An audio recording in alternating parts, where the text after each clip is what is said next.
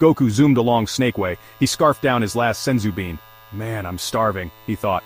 King Kai's training made him one hungry Saiyan. Suddenly, a blinding light engulfed him. Whoa, what was that? Goku shouted, caught off guard. When the light faded, Goku found himself floating above a strange, war-torn land. Below, explosions lit up the sky. Fighter planes zipped around, leaving trails of smoke. What in the world? Goku muttered, completely lost. Goku had taken a wrong turn on Snake Way and ended up in 1940s Europe.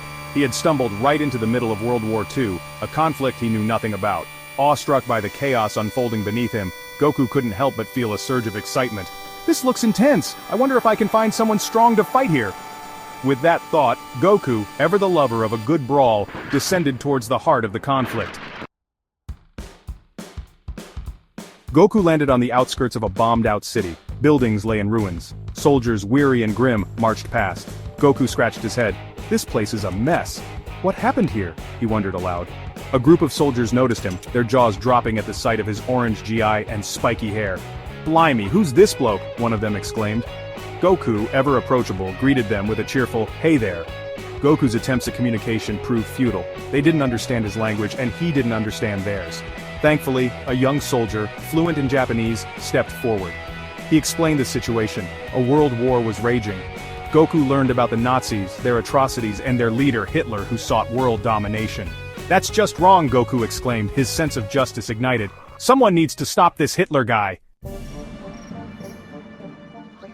News of Goku's arrival spread like wildfire, reaching the highest echelons of power. Soon he found himself in a dimly lit room, facing two of the most influential men of the time, Winston Churchill and Franklin D. Roosevelt. Churchill, puffing on his cigar, eyed Goku with a mix of skepticism and desperation. "So, you claim to be an alien who can fly and shoot energy blasts?" he inquired, his voice thick with doubt. Goku, unfazed by their skepticism, demonstrated his abilities. He launched into the air, leaving the two leaders astounded. Roosevelt, despite his initial reservations, saw an opportunity. "Son, you've got a good heart.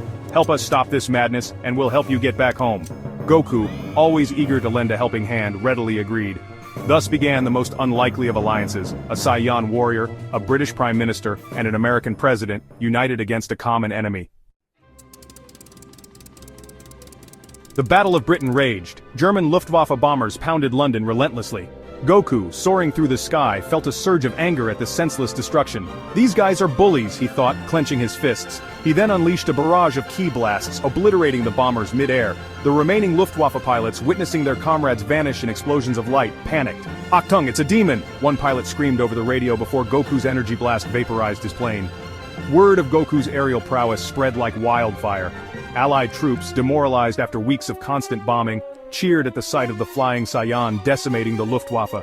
Goku, a beacon of hope in the skies, turned the tide of the air war, giving the Allies a much-needed advantage. However, the war was far from over. Deep within the German high command, Hitler fumed. "What is this foolishness? Who is this? Goku!" he raged, throwing a tantrum that would put Veruca Salt to shame. His advisors, equally perplexed and terrified, could offer no explanation for the mysterious force dismantling their air force. "Mein Führer," a nervous officer stammered, "reports suggest he possesses powers beyond human comprehension." Hitler, never one to back down from a challenge, devised a plan. He would use his most elite soldiers, the SS, to capture Goku and unlock the secrets of his power. However, Goku, with his pure heart and unwavering moral compass, proved to be a formidable opponent, both physically and ideologically. When faced with the horrors of the concentration camps, Goku's resolve only solidified. "This is worse than anything Frieza ever did," he exclaimed, horrified by the Nazis' cruelty. Section 6. Turning the Tide at Normandy, June 6, 1944. The beaches of Normandy teemed with Allied soldiers, braving a hail of German gunfire. Operation Overlord, the largest amphibious invasion in history, had begun.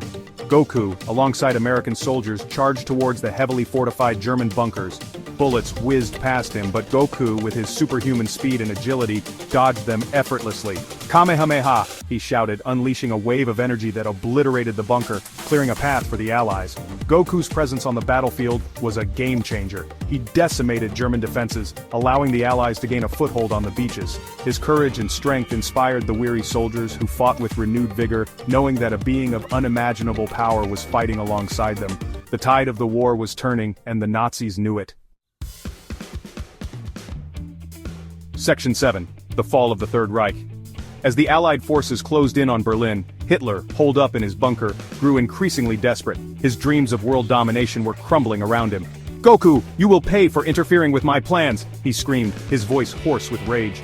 In a last-ditch effort, Hitler unleashed his secret weapon, a colossal experimental tank powered by an unknown energy source. The tank, a mechanical monstrosity, tore through the streets of Berlin, crushing everything in its path. Goku, unfazed by its size and firepower, confronted it head-on. The clash was titanic, the Saiyan warrior against the Nazi war machine. But Goku, fueled by his unwavering sense of justice, prevailed. With a final earth-shattering Kamehameha, Goku reduced the tank to scrap metal, effectively ending Hitler's reign of terror.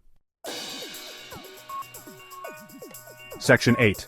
A Heartfelt Farewell.